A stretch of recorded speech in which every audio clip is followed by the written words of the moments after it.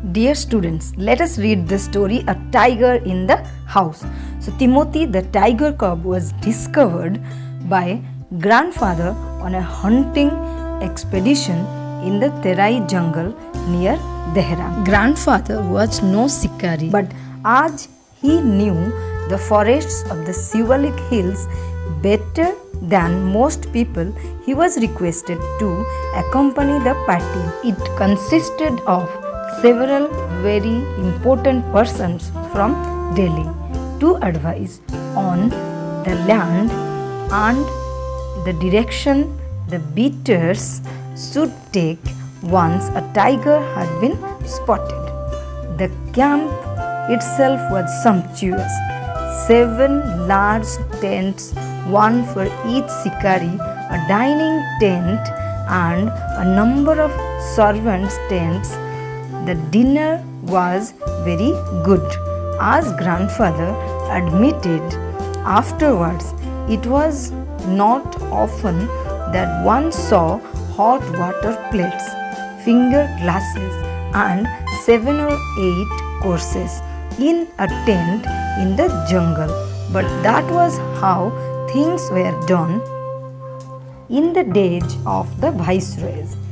There were also some 15 elephants, 4 of them with howdahs for the shikaris, and the others specially trained for taking part in the beat. The sportsmen never saw a tiger, nor did they shoot anything else, though they saw a number of deer, peacocks and wild boar. They were giving up all hope of finding a tiger and were beginning to shoot at jackals when grandfather, strolling down the forest path at some distance from the rest of the party, discovered a little tiger about 18 inches long hiding among the intricate roots of a banyan tree.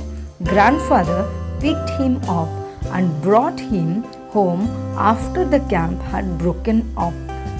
He had the distinction of being the only member of the party to have bagged any game, dead or alive. At first, the tiger cub, who was named Timothy by grandmother, was brought up entirely on milk given to him in a feeding bottle by our cook Mahmood.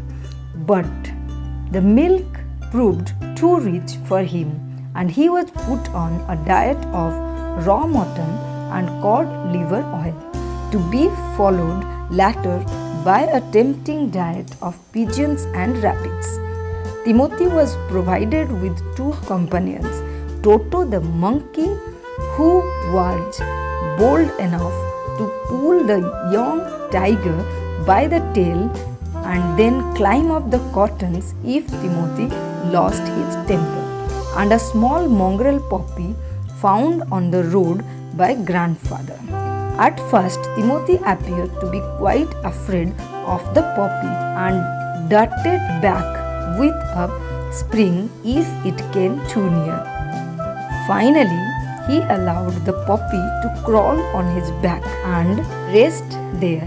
One of Timothy's favorite amusement was to stalk anyone who should play with him, and so when I came to live with grandfather, I became one of the tiger's favorites. With a crafty look in his glittering eyes and his body crouching, he would creep closer and closer to me, suddenly making a dash for my feet, rolling over on his back and kicking with delight and pretending to bite my ankles.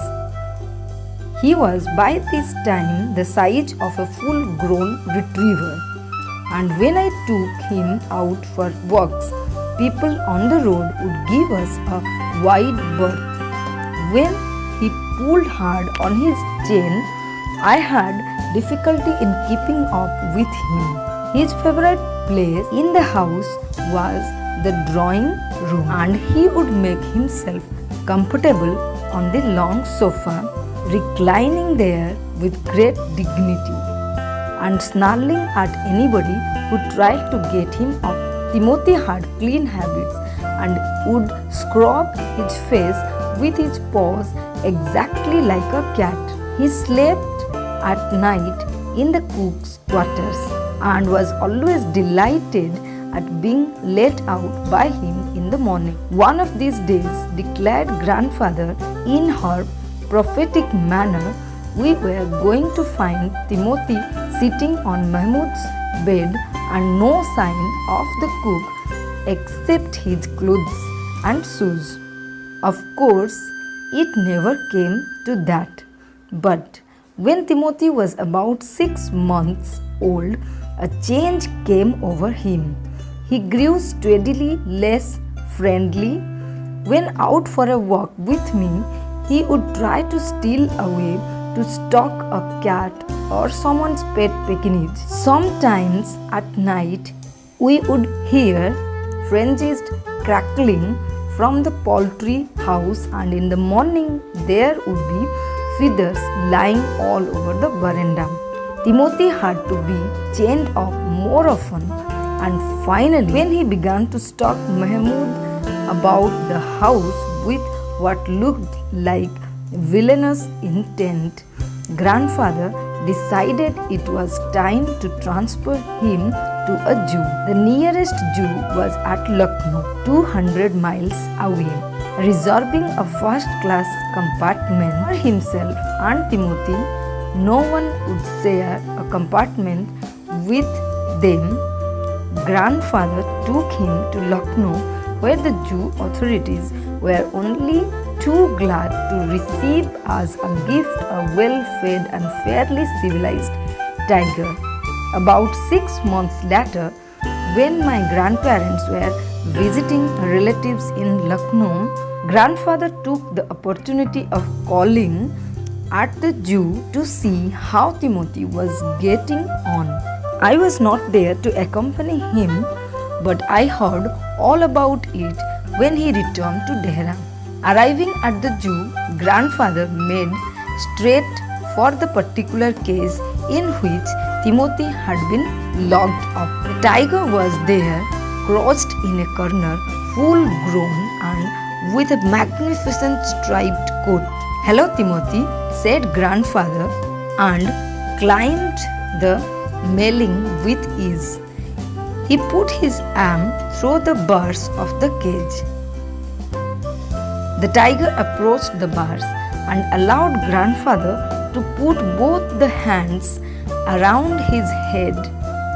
Grandfather stroked the tiger's forehead and ticked his ear, and whenever he growled, smacked him across the mouth, which was his old way of keeping him quiet. He licked grandfather's hands and only sprang away when a leopard in the next cage snarled at him. Grandfather shooed the leopard away and the tiger returned to lick his hands. But every now and then the leopard would rush at the bars and the tiger would slink back to his corner.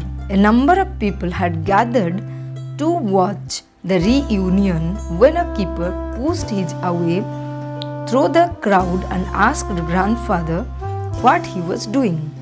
"I am talking to Timothy," said grandfather.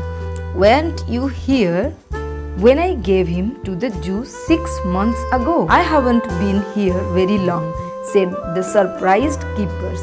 "Please continue your conversation, but I have never been able to touch him myself. He is always very bad-tempered." "Why don't you put him somewhere else?" suggested grandfather. "That leopard keeps frightening him. I'll go and see the superintendent about it." Grandfather went in search of the superintendent of the zoo, but found that he had gone home early, and so after wandering about the zoo for a little while, he returned to Timothy's cage to say goodbye. It was beginning to get dark, He had been stroking and slapping Timothy for about 5 minutes when he found another keeper observing him with some alarm. Grandfather recognized him as the keeper who had been there when Timothy had first come to the zoo. "You remember me," said grandfather. "Now, why don't you transfer Timothy to another cage, away from this stupid leopard?" "But sir," stammered the keeper, "it is not your tiger." I know, said grandfather testily. "I realize he is no longer mine, but you might at least take a suggestion or two from me." "I remember your tiger very well," said the keeper. "He died 2 months ago." "Died?" exclaimed grandfather. "Yes, sir, of pneumonia. This tiger was trapped in the hills only last month and he is very dangerous." Grandfather could think of nothing to say. The tiger was still licking his arm with increasing relish. Grandfather took what seemed to him an age to withdraw his hand from the cage. With his face near the tiger's, he mumbled, "Good night, Timothy," and giving the keeper a scornful look, walked briskly out of the zoo.